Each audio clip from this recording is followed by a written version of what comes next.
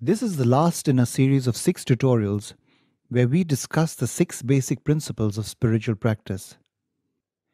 Now, do refer to our earlier tutorial, An Introduction to the Basic Principles, to understand the importance of these principles.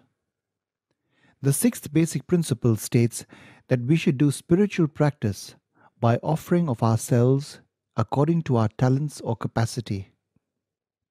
All of us have some resources at our disposal.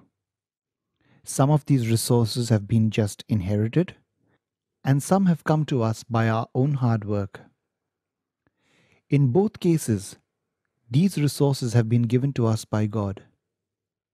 A basic principle in spiritual practice is that if we offer these same resources to serve God as part of our spiritual practice and thereby grow spiritually, the resources that we have fall broadly under 4 categories: our body, our wealth and worldly connections, our mind and intellect, and our 6th sense.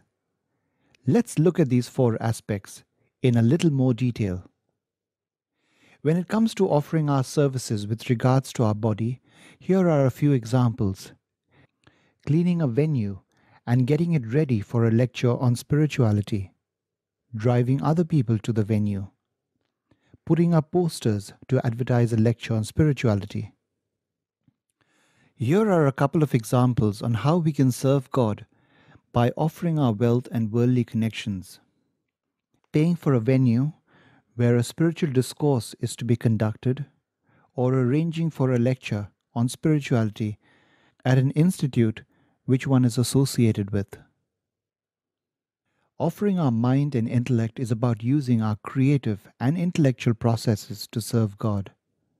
At the level of the mind, it would mean going outside our comfort zones, progressively to devote more and more of our time and resources to serving God.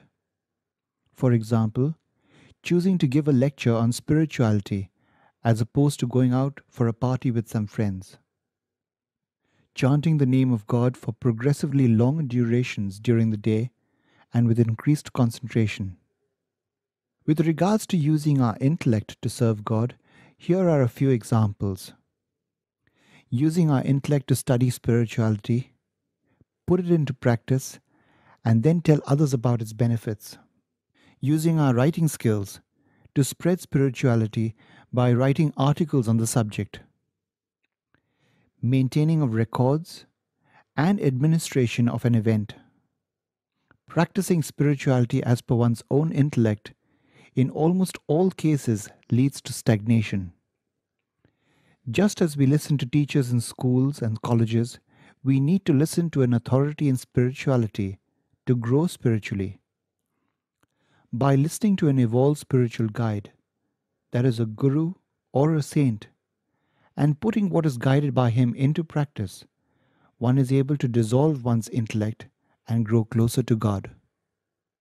Some of us have been gifted with 6th sense from an early age. This gift is due to spiritual practice from either a previous birth or from this birth.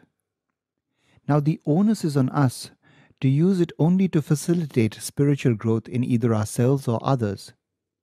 From a spiritual perspective, when we use our 6th sense only for worldly benefit, like finding out whether we'll find a life partner or will someone get a job, it's considered a waste.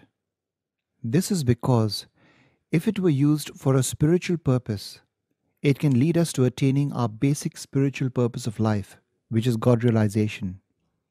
When used in alignment with our spiritual purpose of life, our 6th sense ability is not reduced but enhanced.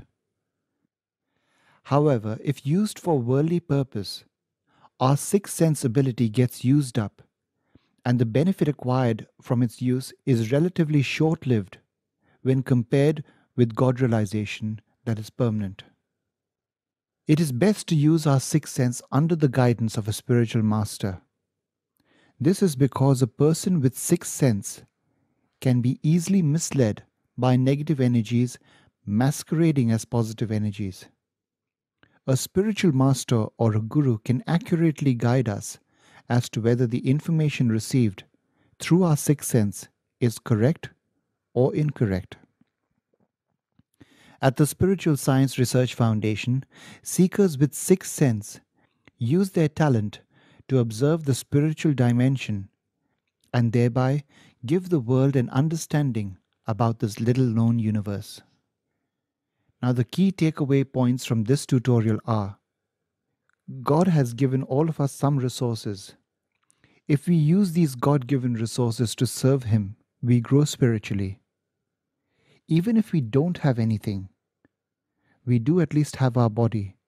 Therefore, we can serve Him through some physical labor used towards the spread of spirituality. By aligning our spiritual practice with all the basic principles of spiritual practice, we can make it more efficient and thereby facilitate our spiritual growth. That's all for this presentation. Thank you for joining us.